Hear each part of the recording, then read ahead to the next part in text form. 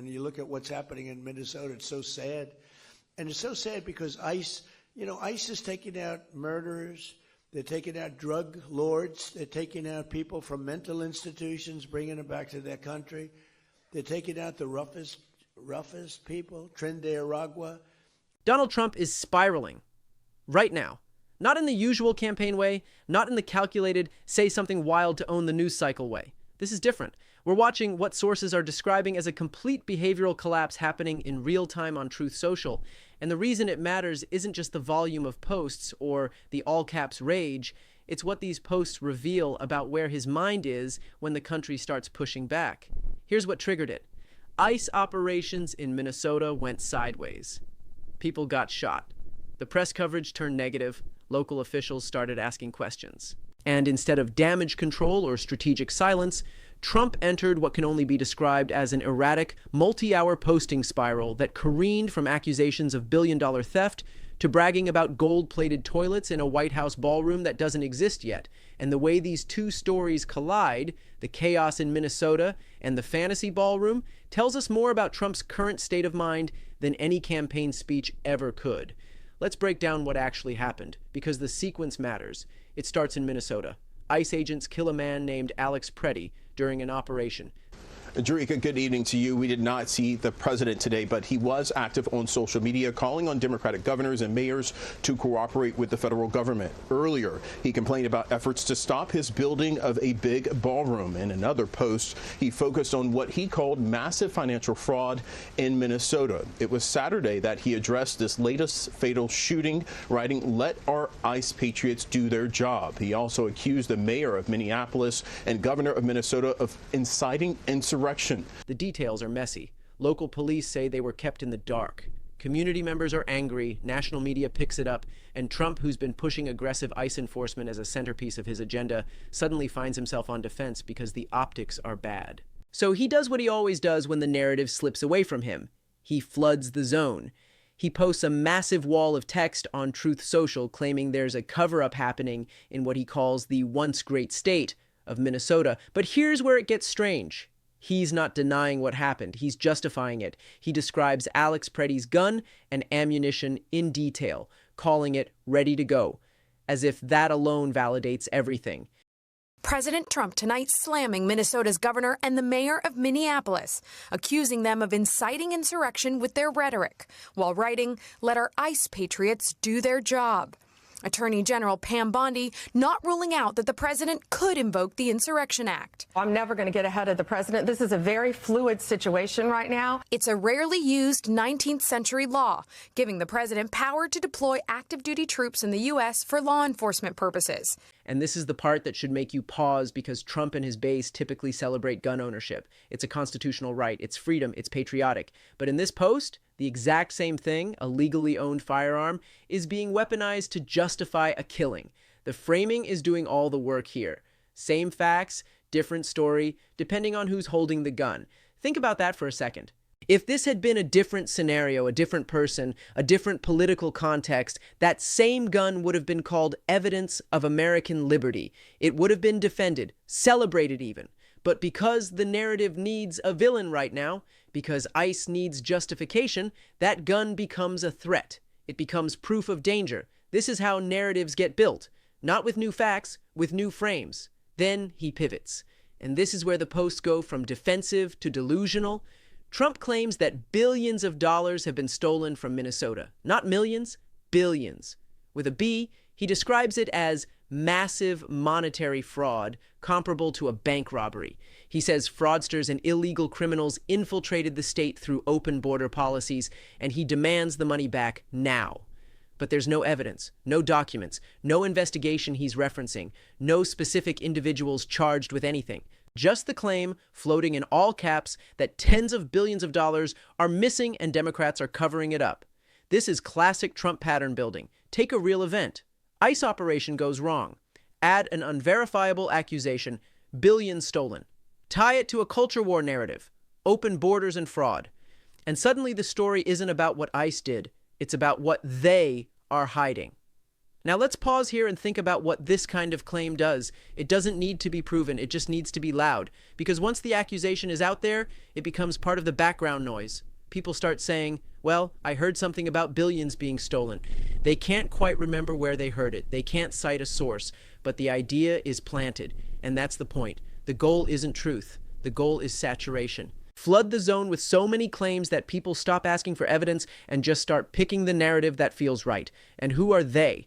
According to Trump, it's the mayor, the governor, and specifically Ilhan Omar. He goes after local leadership, claiming the mayor and governor called off local police and prevented them from protecting ICE officers during the operation. But the reality on the ground, according to reporting, is the opposite. Local police say they were stonewalled by ICE.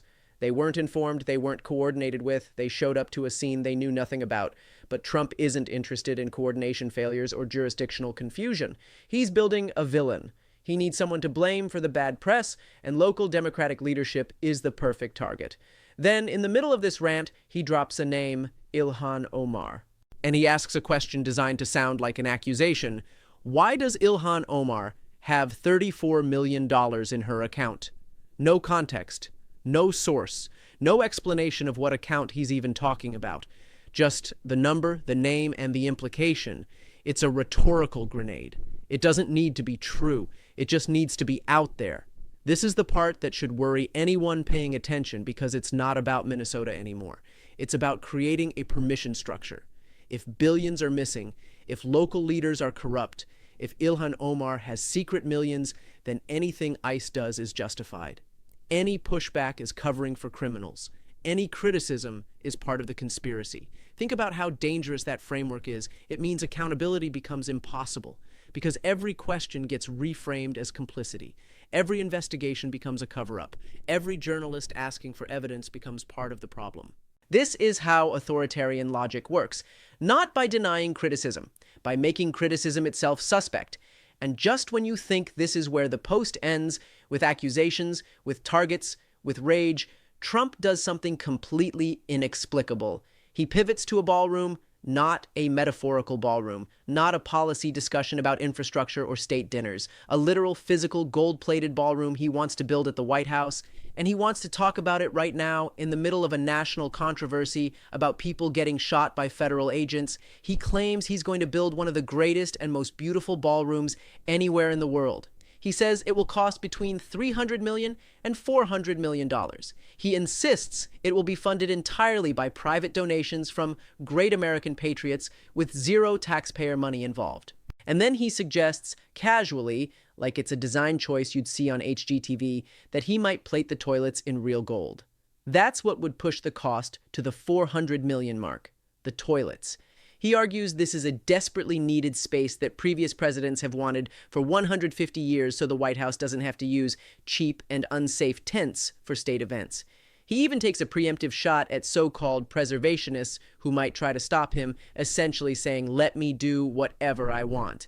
Now, stop and think about the optics of this for a second.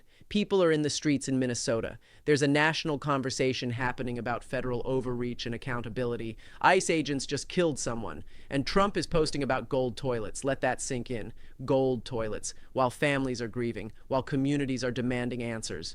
While the entire country is watching to see how leadership responds to a crisis. And the response is, let me tell you about my luxury renovation plans. This isn't strategy. This isn't distraction. This is what happens when someone loses control of the public narrative and doesn't know how to get it back. So they pivot to the thing that makes them feel powerful, the thing they understand: wealth, spectacle, excess, gold. This isn't just about a ballroom. It's about optics, gold, excess, spectacle, at a moment when the country is talking about accountability and restraint. It's a window into what Trump gravitates toward when he feels cornered. Not policy, not apology, not even competent spin, just the fantasy of dominance. And that contrast between the chaos he's defending and the luxury he's dreaming about is the entire story. Because what we're seeing here isn't a one-time meltdown. According to analysts who've been tracking Trump's behavior closely, this is the beginning of a pattern we should expect to see intensify over the coming months. As pressure mounts, as approval numbers shift, as the midterms approach, Trump will likely become more erratic in his attempts to regain control. If this pattern continues, we're likely to see more of this. More all-cap spirals, more unverifiable accusations, more pivots to fantasy projects when reality gets uncomfortable, more lashing out at his own team when things don't go his way, more authoritarian rhetoric as he tries to frame any criticism as conspiracy.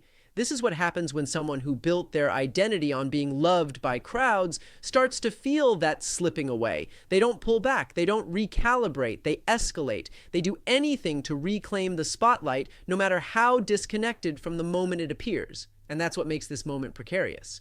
Not because of one post, not because of one ballroom fantasy, but because the response to losing the narrative is to burn the narrative down entirely, to flood the zone so completely that truth and lie and absurdity all blur together and people just give up trying to sort it out. That's the goal. Exhaustion, confusion, overload. Let me explain why this matters beyond just this week's news cycle. We're watching a former president establish a playbook that says, when reality doesn't cooperate, create your own. When people ask questions, accuse the questioners. When evidence is requested, claim it's being hidden. When the public turns against you, tell them they're being lied to by everyone except you. This isn't new, exactly. But the scale is, the shamelessness is, the complete disconnection from any obligation to provide proof, context, or coherence. And here's what should terrify us. It's working for a significant portion of the population. Not because the claims are credible, but because the volume is overwhelming. When someone makes one false claim, it can be fact-checked. When someone makes 100 false claims in a day, fact-checking becomes impossible. The sheer amount of content floods the system. By the time one claim is debunked, 5 more have taken its place. And people aren't reading fact-checks anyway. They're reading the original posts. They're absorbing the emotional tenor. They're internalizing the idea that somewhere, somehow, billions are being stolen and Democrats are covering it up. The details don't matter, the feeling does. And that's the strategy. Make people feel like they're under attack. Make them feel like the system is rigged. Make them feel like only one person is telling them the truth. Even when that person is demonstrably, repeatedly, provably lying. Now let's talk about what this means for the next several months. Because if we're seeing this level of erratic behavior now, when there's no immediate crisis, no election in 3 days, no legal deadline bearing down, what happens when the pressure actually increases? What happens when polls show him losing ground?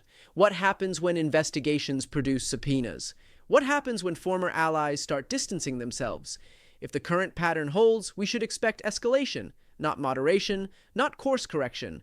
Escalation. More extreme accusations, more personal attacks, more conspiracy theories presented as fact, more pivoting between grievance and grandiosity, more confusion about what's real and what's performance. And here's the thing that analysts keep pointing out.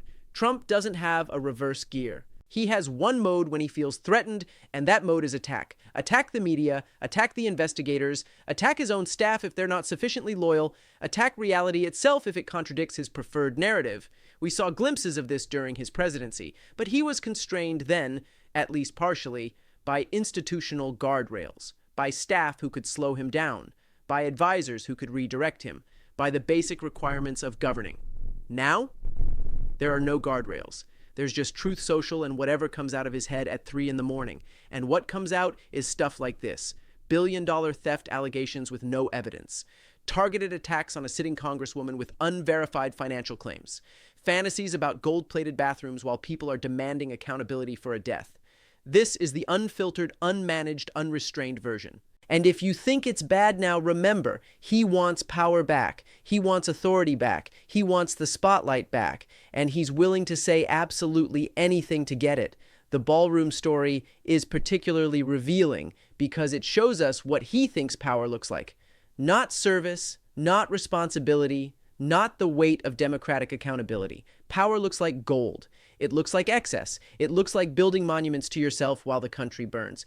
And he doesn't even see the contradiction. He genuinely seems to believe that talking about a $400 million vanity project in the middle of a national crisis is normal, that it's impressive, that it demonstrates strength. Think about what that reveals. When most leaders face a crisis, they try to appear concerned, engaged, responsive. They visit affected communities, they meet with officials, they hold press conferences where they explain what's being done. Even if it's performative, even if it's damage control, there's at least an acknowledgement that the crisis matters, that people are hurting, that leadership requires meeting the moment. But Trump's instinct is the opposite. His instinct is to change the subject to something that makes him feel good, to remind everyone and himself that he's rich, powerful, capable of building grand things. It's almost like he needs the reassurance, like the negative press from Minnesota made him feel small, so he had to immediately pivot to something that makes him feel big again.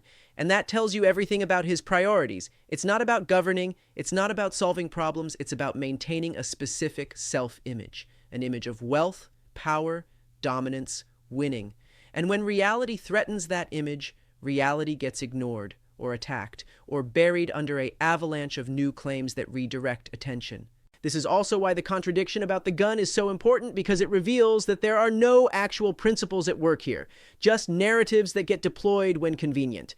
Gun ownership is freedom. Unless it's inconvenient, then it's a threat. Law enforcement must be supported. Unless they're asking questions, then they're part of the cover-up. Taxpayer money must be protected. Unless he wants to spend $400 million on gold toilets, then it's fine because it's private donations, which, by the way, raises its own questions. Who are these great American patriots willing to donate hundreds of millions for a ballroom? Are they expecting something in return? Access? Influence? Policy favors? And if this is truly private money with no strings attached, why not release the donor list? Why not be transparent about who's funding this vanity project? But those questions won't get asked. Because by the time anyone thinks to ask them, Trump will have moved on to the next accusation, the next grievance, the next pivot. That's the pattern. That's how the flood the zone strategy works. Keep moving. Keep posting. Keep everyone off balance. Never let the conversation settle long enough for people to ask follow-up questions. And it works because our attention spans are short and the news cycle is relentless. By tomorrow, this will be buried under whatever he posts next. By next week, most people will have forgotten the specifics. But the residue remains, the vague sense that Minnesota is corrupt, that billions were stolen, that Ilhan Omar has suspicious money, that Trump is building something grand and beautiful, none of it proven, all of it lingering. But here's the thing. You don't have to play along. You don't have to accept the premise. You don't have to pretend that billion-dollar accusations need no proof. You don't have to pretend that pivoting from tragedy to toilets is normal political behavior. You can see it for what it is. A man describing legal gun ownership as a threat when it suits him and freedom when it doesn't. A man claiming billions are stolen with zero evidence. A man attacking a sitting congresswoman by name with an unverified financial accusation. A man pivoting from a national crisis to gold-plated toilets because one makes him feel small and the other makes him feel big. You can see the pattern, and once you see it, it's hard to unsee. This isn't about whether you support aggressive immigration enforcement or not. This isn't about whether you think the White House needs a nicer ballroom or not. This is about watching someone in real time prioritize their own image over everything else, over consistency, over evidence, over basic human decency. And the question we should all be asking isn't, what will he say next? It's what happens when this behavior becomes normalized, when billion-dollar accusations need no proof, when pivoting from tragedy to vanity is just another Tuesday, when the people in power model this as acceptable. Because if this is what we're seeing now in the early stages of campaign season, imagine what the next 9 months look like. Imagine what happens when the pressure really increases, when polls tighten, when investigations advance, when the news cycle doesn't cooperate. We're not in normal political territory anymore. We're in a space where the former president of the United States can, in the span of one post, accuse local leaders of billion-dollar theft, target a congresswoman by name, and then brag about gilding bathroom fixtures in a building that doesn't exist yet. And the most terrifying part? This isn't even shocking anymore. We've been conditioned to scroll past it, to shrug, to say, yeah, that's just Trump. But it's not just Trump. It's a test of whether we still recognize incoherence when we see it, whether we still demand evidence before accepting accusations, whether we still notice when someone in power uses crisis as a springboard for self-promotion. The ballroom isn't real yet, the billions aren't documented, the cover-up isn't proven, but the posts are real. The pattern is real, the escalation is real, and if we've learned anything from the last several years, it's this. What starts as absurdity doesn't stay absurd. It becomes precedent, it becomes permission, it becomes the new floor. So, yeah, Trump is spiraling, but the question isn't whether he'll keep spiraling. He will. The question is whether we'll keep pretending this is normal, whether we'll keep letting the spectacle drown out the substance, whether we'll keep allowing billion-dollar accusations and gold-plated fantasies to share the same post without demanding anyone explain how we got here.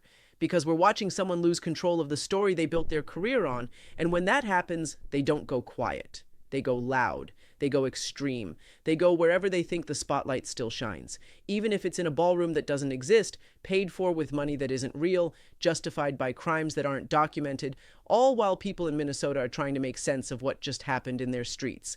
That's where we are. That's the collision. That's the story. And it's not over. Not even close. Before we close, one quick clarification. Everything in this video is based on public posts, documented statements, and publicly available reporting. This is analysis, not accusation. It's one perspective on a rapidly evolving situation, and reasonable people can look at the same facts and reach very different conclusions, and that's not just okay. It's necessary. No matter where you stand politically, the goal should always be the same: stability, accountability, and a commitment to truth without fear or hate. You're welcome to share your own perspective in the comments, respectfully and thoughtfully. Thank you for watching and for thinking critically. Subscribe for more calm, fact-driven analysis that cuts through the noise.